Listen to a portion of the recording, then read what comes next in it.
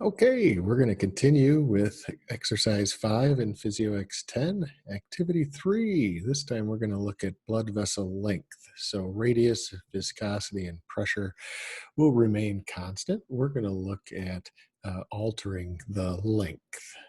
Okay, so anyway, so go back, we look at the objectives, how blood vessel length affects flow rate, as well as a couple of other items. And again, um, you are going to want to read through these and certainly go a little bit slower than I'm going with these to get some of the background. My goal and purpose of doing these videos is really to show you how to perform the activities as far as the questions and the reviews, some of the details.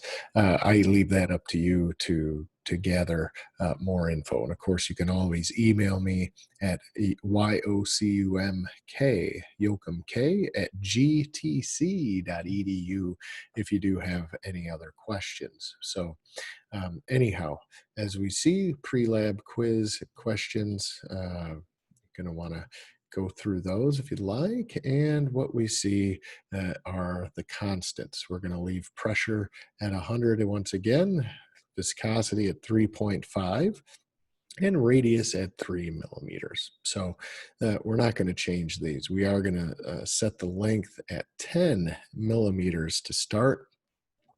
So relatively short distance. Here's where we alter that. So before we get going on these, what I'm going to do is, because each one of these trials is identical, so now the second one tells us to go up to 15. So we're going to start at 10, go to 15, and it tells us we're going to go in increments of 5 all the way up to 40 millimeters. So doing what I just did there allows us to bypass some of the back and forth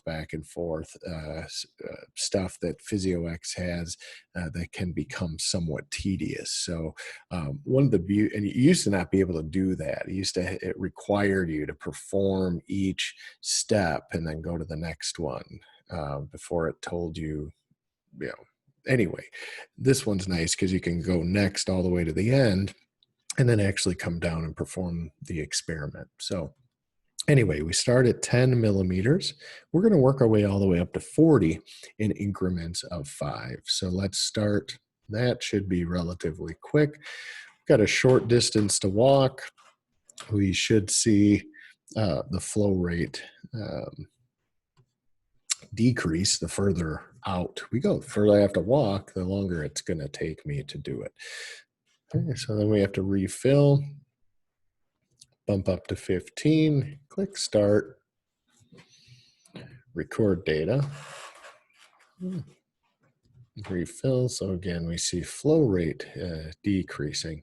The further away we have to send the blood. Okay. Again, continuing to go down. Let's go to 25, and we're going to do this all the way up to 40. Record data, refill, go to 30, start, record data. Okay, and again, slowing down. We're kind of leveling off though. One increment of 5. The first one, we went from 90 to 60. So 30, 15, okay, then 9 difference. So refill. Anyway, viscosity length. Okay, go up to 35.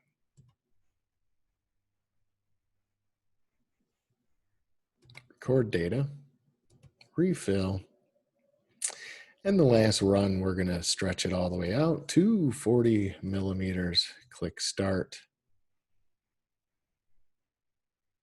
and record data. Okay, so we have all of our lengths, 10, 15, 20, 25, 30, 35, 40.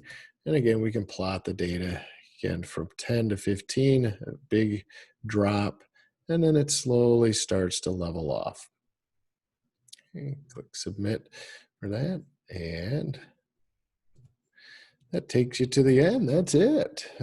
Congratulations once again for performing another PhysioEx lab activity. So we're going to submit our results. And again, we can go through and answer some of these questions. And the review questions, most importantly, answer those. Submit, and there we go. We're back to our results, printable version, enter name, click print, save as PDF, and save. And there you go. Another PhysioEx lab completed. So again, these up to this point, some of them are a little bit intimidating. As we've continued, you're more comfortable performing them, and they do tend to go a little bit quicker. So if you have questions, please let me know, and stay tuned for the next activity.